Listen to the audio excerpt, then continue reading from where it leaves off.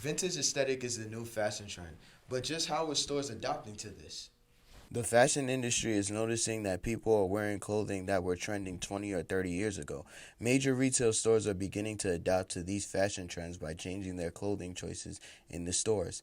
Zumiez is one of the many stores that had to make a minor change to their clothing pieces. Lexus Hale, a manager at one of the Zumiez, explains the store's adjustments.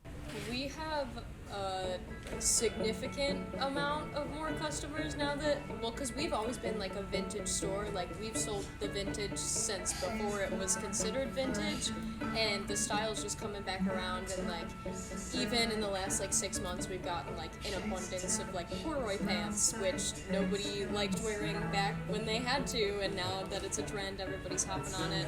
So I'd say definitely a hot chunk. There are also small businesses that are benefiting from this trend. Queen City Vintage is a storefront that sells vintage apparel. Quinton, one of the store's employees, explained how the store has picked up extra customers and how social media has helped its sales too. So we've since this trend of really like TikTok really picked up, a lot of like people are like trying to dress with like old fashioned and whatnot. So the past year and a half, we've had a ton of people coming in wanting to like be themselves and style their own, like be their own person and like find a cool like get in the trend but also like be themselves. A lot of this stuff is like 25 to 30 years old, so no one's really wearing it anymore. So a lot of more people are coming in and trying to express themselves, and it's a really good choice to go with vintage.